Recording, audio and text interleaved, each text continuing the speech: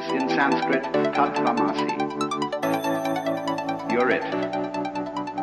To put it in a kind of colloquial way. You're it. And it is the witch than which there is no witcher, which they call the Brahman, or the Atman with a capital A, meaning the self. You are only just kidding that you're just poor little me. See, the function of a guru, that is to say a spiritual teacher in India, is to give you a funny look in the eye, because he sees in you the Brahman, the Godhead, just claiming it's poor little me. And he's going to eventually, by all sorts of subtle techniques that are called in Sanskrit upaya, that in politics means chicanery, and in spiritual education means skillful pedagogy. He is going to try and kid you back into realizing who you really are.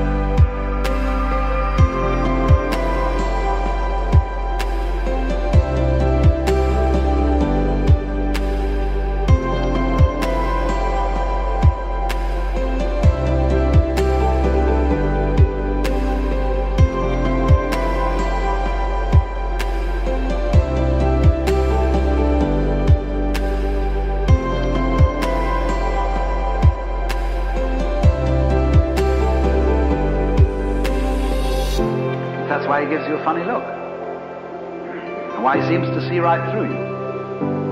As if to say, Shiva, old boy, don't kid me. I know who you are. But you're coming on beautifully in this act. That you're somebody else altogether. And I congratulate you. You're doing a wonderful job. Playing this part, which you call the person. My person. You know, a person is a fake. The word means a mask. So if you read books on how to be a real person, you're reading books on how to be a genuine fake. The word persona, as you know, means a mask worn in Greco-Roman drama. So if you come on to the Guru and say, well, he asks you who you are, Sri Ramana Maharshi, when anybody came to him and they said to him, as people do, who was I in my last incarnation?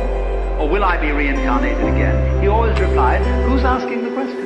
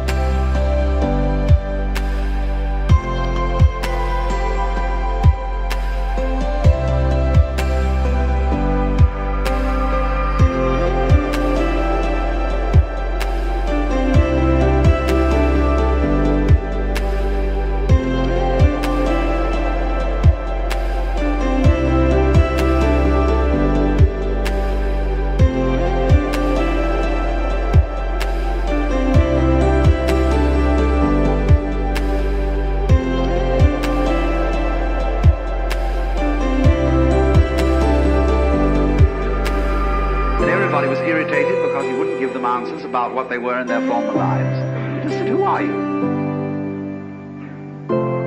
And he looked at you. Have you looked at photographs of this man? I keep a photograph of him close by because of the humor in his eyes. They're looking at you with a dancing twinkle, saying, come off it.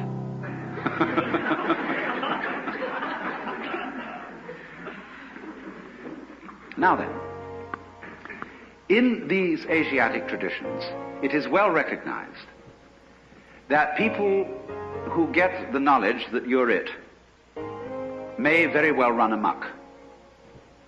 And therefore they always couple any method of gaining this, whether it is yoga, whether it is smoking something or drinking something or whatever is the method, they always couple it with a discipline. Now I know the word discipline isn't very popular these days. And I would like to have a new word for it. I would prefer to use the word skill. Discipline is a way of expression. Say you want to express your feelings in stone. Now stone doesn't give way very easily. Tough stuff. And so you have to learn the skill or the discipline of the sculptor in order to express yourself in stone. So in every other way, whatever you do, you require a skill. And it's enormously important, especially for American people, to understand that there is absolutely no possibility of having any pleasure in life at all without skill. Money doesn't buy pleasure. Ever. Look, if you want to get stone drunk and go out and get a bottle of bourbon and down it, you can't do that except for people who have practiced the distiller's art. You can't even make love without art. Where I live in Sausalito, we have a harbor full of ever so many pleasure craft. Motor cruisers, sailing boats, all kinds of things. And they never leave the dock. All that happens with them is their owners have cocktail parties there on Saturdays and Sundays. Because they discovered, having bought these things, that the discipline of sailing is difficult to learn and takes a lot of time. And they didn't have time for it, so they just bought the thing as a status symbol. So, in other words, you can't have pleasure in life without skill.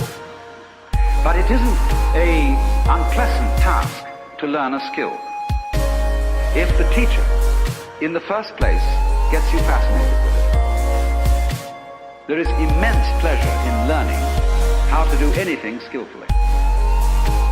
To make carpentry things, to cook, to write, to calculate, anything you want can be immensely pleasurable to learn the discipline. And it is completely indispensable. Because look, you may be a very inspired musician. I'm not a musical technologist, you see, and I regret it, but I'm a word technologist. But I can hear in my head all kinds of symphonies and all kinds of marvelous compositions, but I don't have the technique to write them down on paper and share them with somebody else. Too bad. Maybe next time around.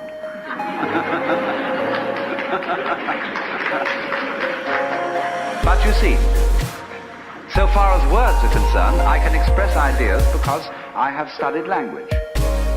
And I work very hard. Not that I didn't like it, I intensely enjoy the work of writing a book, although it is difficult. But it's fascinating. To say what can never possibly be said.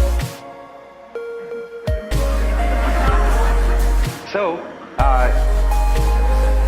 you see what's happening. What you have to do, you have inspiration, but then you have to have technique to incarnate, to express your inspiration. That is to say, to bring heaven down to earth. And to express heaven in terms of earth. Of course, they are really one behind the scenes. But there's no way of pointing it out unless you do something skillful. You see, we are all, at the moment, absolutely in the midst of the beatific vision. We are all one with the divine, or I don't like that sort of wishy-washy language, but we are all there.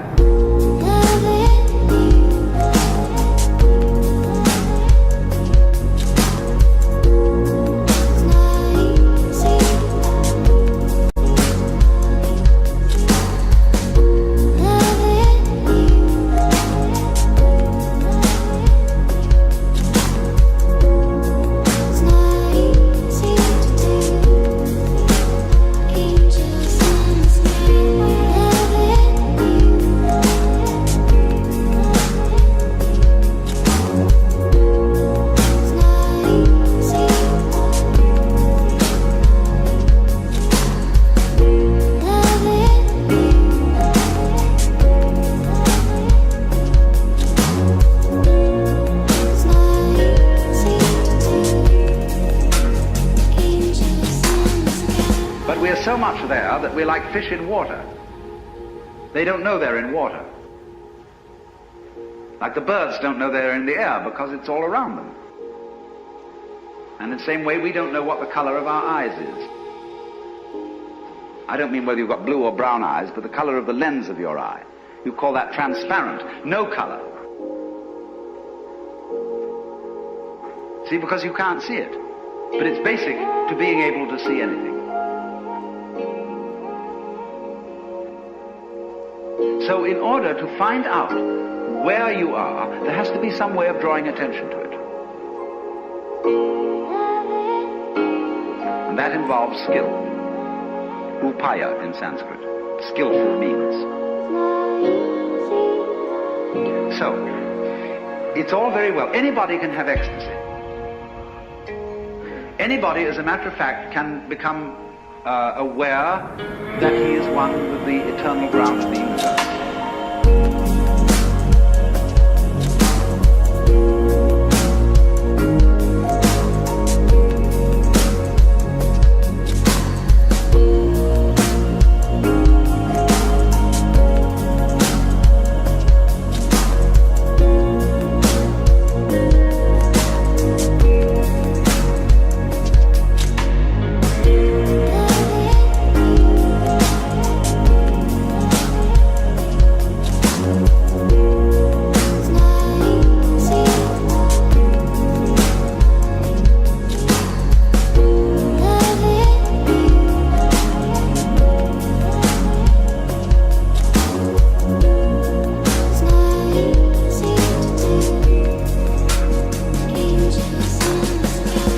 Suppose that while you were very, very high on LSD, you looked into a filthy ashtray and you saw the beatific vision, which is of course the case, because wherever you look, if your eyes are open, you will see the face of the divine.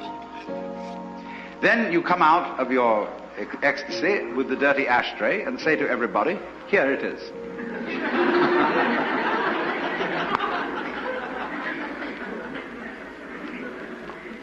No, there is a possibility, if you are an extraordinarily skillful painter, or even photographer, of presenting the dirty ashtray so that everybody else will see almost what you saw.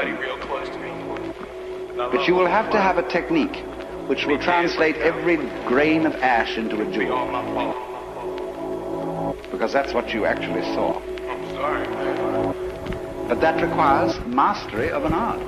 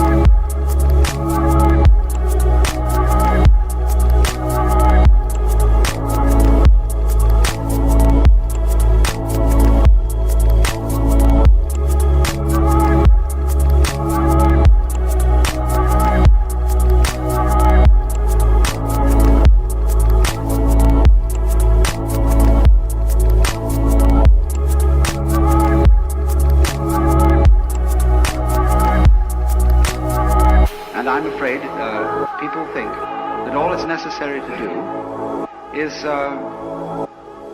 just throw out any old thing, because under that transformed state of consciousness, any old thing is the works. But nobody else can see it if they haven't shared that point of view. So then, this becomes for us in the United States an extremely important social problem. We are living in a scientific world where secrets cannot be kept. And anyone, anytime, can pick up something which will short-circuit all the ancient religious techniques, yoga practice, meditation, etc., etc. This is all very embarrassing, but it will happen. And they will see what all those sages and Buddhas saw in ancient times, and it will be very clear.